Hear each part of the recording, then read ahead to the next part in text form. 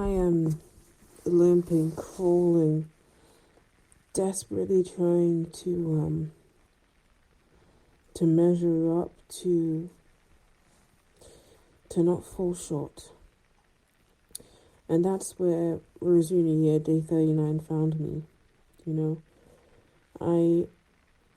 I'm so far behind everyone else in this rosary-in-a-year podcast. It is the Papal Conclave of 2025. It just began. Today is May 6th. And I am on day 39. And yet, I will finish this rosary-in-a-year podcast by day 365, December 31st. And the reason why is simply because Mother Mary told me to do this, and I think I allowed myself to get distracted from the main objective, which was to do rosary-in-a-year reactions. And then I started incorporating mass reviews and things like that. And I really enjoyed the mass reviews, don't get me wrong.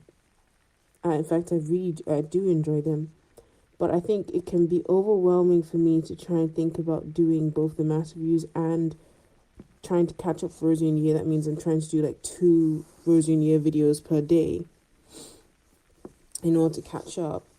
And also doing mass reviews plus all the other things I'm doing.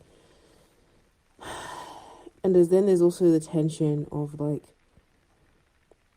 just trying to pursue passion, a good passions, like wants to make Christian anime streetwear and just bring a Christian anime worldview, or bring Christianity through to people with an anime worldview like myself. And then there's also wanting to make my webtoon, wanting to work on my rosary picture book. I'm juggling a lot. And so today, Rosary-in-a-Year Day 39 met me as I am kind of like so foggy. I'm so foggy mentally. I am stumbling, I'm crawling, I'm getting distracted on social media. You know what I'm saying? I'm trying to focus, then I get pulled away. It's 12 o'clock, time to the Angelus, rather than Regina Celli. I'm just all over the place. Then I go upstairs to try and start working. I just have like this energy crash. Maybe I'm sleep deprived. Maybe I'm just freaked out over everything I have to do. Maybe it's a spiritual attack. I don't know. Trying to do the rosary, I didn't exactly finish. I'm cold. Let me go make a hot water bottle. Get distracted by YouTube shorts. Then I thought, you know what? I have to make a rosary-in-a-year episode. I must, if it's the only thing I do today. And I crawl over to my Spotify. I went to YouTube to do that, but then YouTube Shorts, right? So then I crawl out of the YouTube app and I come to Spotify, carrying what's left of my attention, and I have to close my eyes and listen, because if I open my eyes, I just feel like all sorts of distraction. My thoughts and attention is going to be ripped to shreds again. And so it's from that mental state that I now listen to day 39. And the beautiful thing is that truly God has the final say, that who cares, regardless of whether I'm far behind or not. God knew and intended for this episode to find me today, because that reading that was read, that Hebrews reading, is the reading that was read.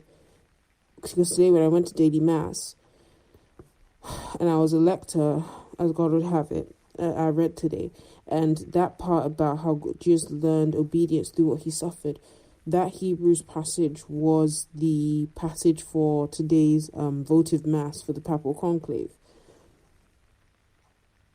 So I couldn't help but just think, wow, God really intended, like he knew he had the final say, and he knew that I would still watch this episode and I'd watch it today, and he would make everything align. And so that providential just coincidence, I'm floundering around, I'm all over the place, internet and everything is just consuming my attention as well as my data.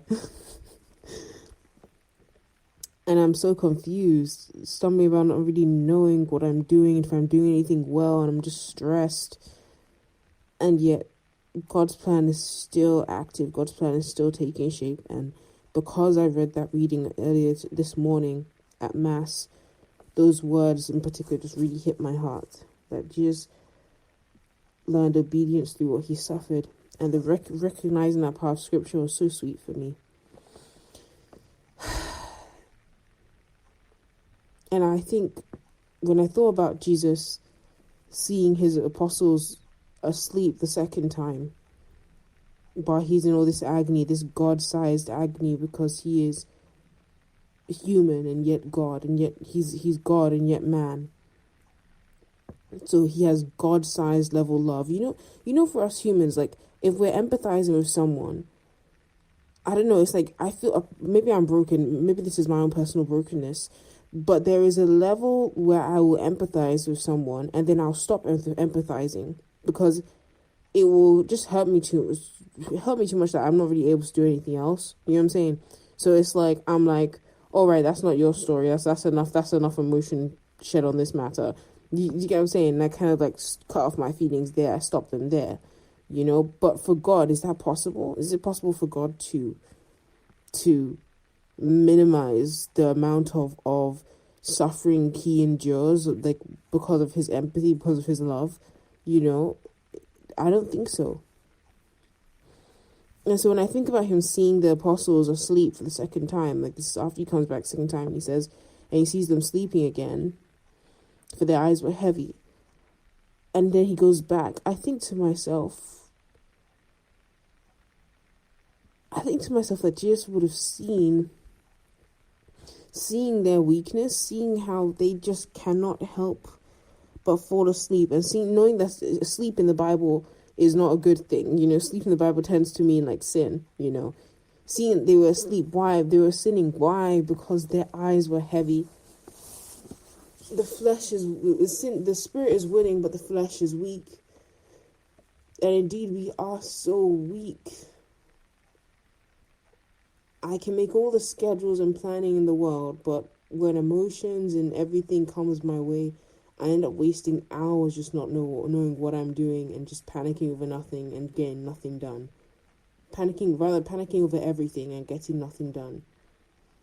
My ambitions, my dreams, my hopes for my life, I can't make them happen because I get overwhelmed by how big the elephant is and I forget to take a bite.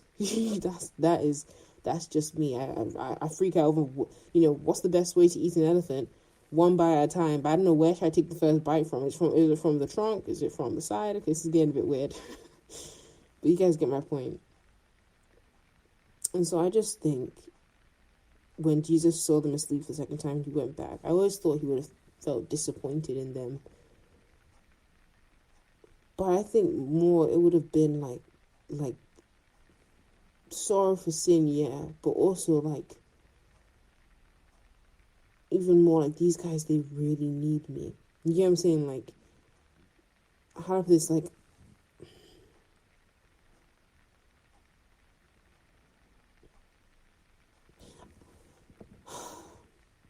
how when you can see a baby covered in mud and you've just finished cleaning them, like they were just covered in mud, and you go away and you come back and they're covered in mud again. And it's like, emotions can go two ways, right? You can either get frustrated, like this baby just keeps getting dirty, or it's just like, man, this baby is helpless, and you just kind of drop your hands and just, and then you smile, you know, at their helplessness, and then you help them once again. You know, you'll help them as many times as they need. That willingness, that patience, that love. And obviously we know the expression God would have because he is love. And so in the garden that day when he saw they were asleep and then he went back to pray, I thought a part of me thinks that maybe he went back to continue praying like, Lord, I really need your strength. I really need your help. Cry out to God for sinners because they need help. Like, we need help. We cannot do this alone. We cannot. Our eyes are heavy with sleep. We don't know where we're going. Our minds are heavy with fog of sleep and with all our desires, and everything is coming out at once, and I cannot take a step forward without your help. Even the little bit I am doing, I don't know, without your help, it won't come to anything. Because if you do not build the house, in vain do the builders labor. And so,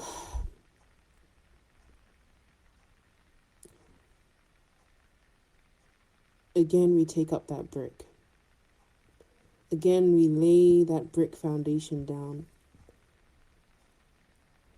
And we're praying every breath as we work. Because ultimately,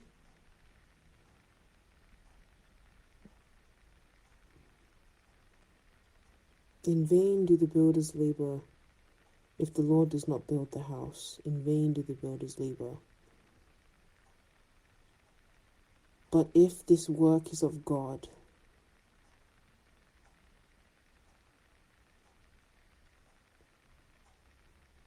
we cannot lose.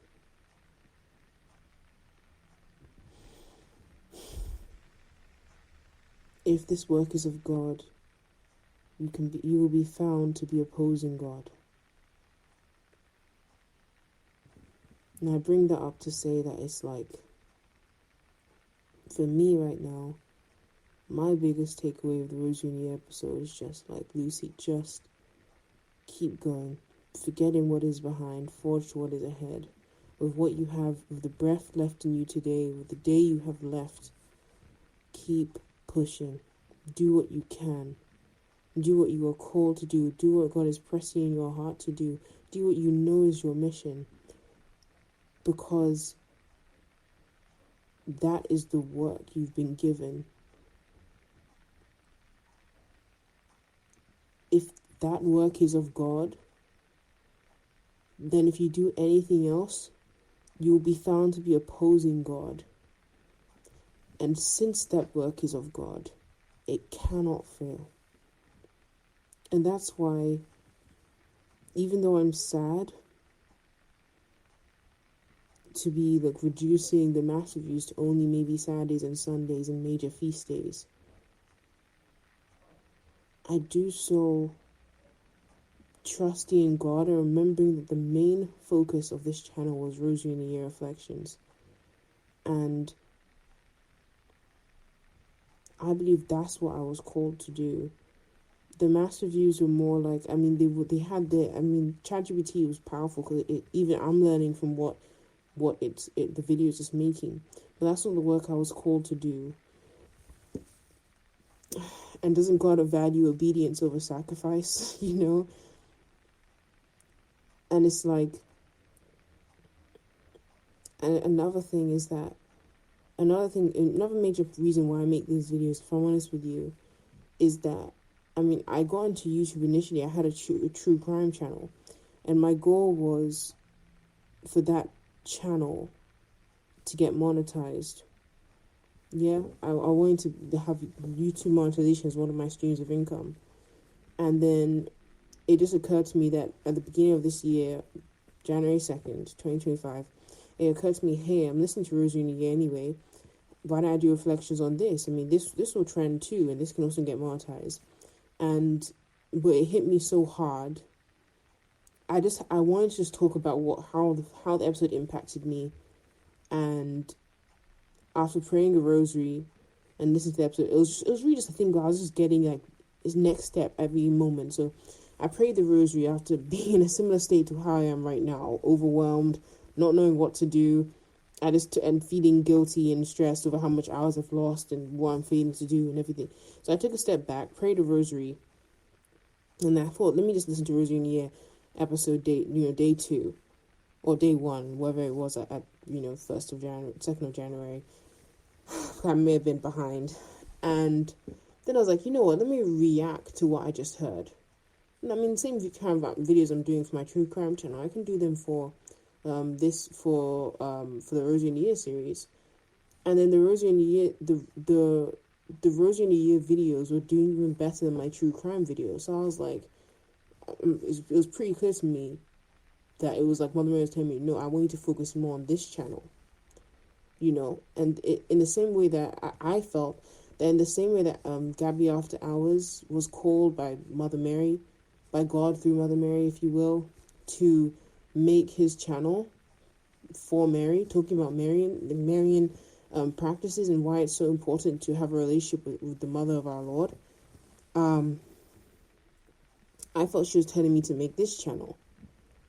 And so I started working on that. And then I started to work on mass reviews because I thought, hey, those will get views. And they did. But the struggles that I had to work on them daily. And they took quite a lot more time to work on. Anyway. So I don't know. I need prayers. You guys pray for me. This is getting too long. But all in all, I'm just thinking Rosary in a Year is the call. Rosary in a Year reflections is the objective. So, forgive me if the mass reviews start to slow down, or if I start to pivot a bit. Maybe if the mass reviews only become just shorts, forgive me. We're just gonna pray the rosary and let God lead with this channel. That was what this channel was about. I may have gone too focused on seeking the monetization that I forgot to seek the kingdom. So I'm just gonna do what God is asking me to do through Mary, what he's asking me to do direct. I don't know, but yeah, because this channel is about him, so yeah. Oh, God help me. It's not easy to be broke and choose God.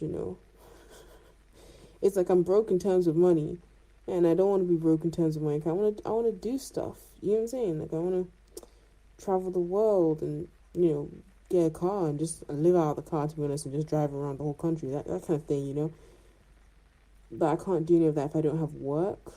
If I don't have paid work. So that's why it's like, oh. But then there's like, so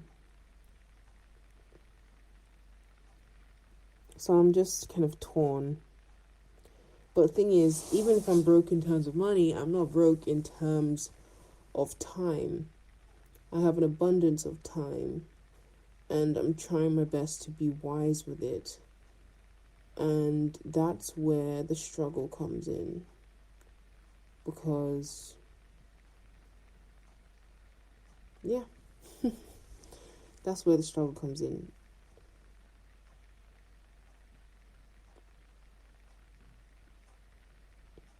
Because, basically we're supposed to seek first the kingdom with all our resources. I guess I'm rich in time right now. I should give God time, right? And now is also not the time for me to be traveling around the country, because if that was God's will for now, I would have the finances and ability to do it. So, I'm confused. I'm confused. Alright, that's enough thoughts. We will pray, and I hope I have more wisdom to give you tomorrow. Bye-bye. Or more thoughts, and whatever. Bye. Subscribe if you want more confusion.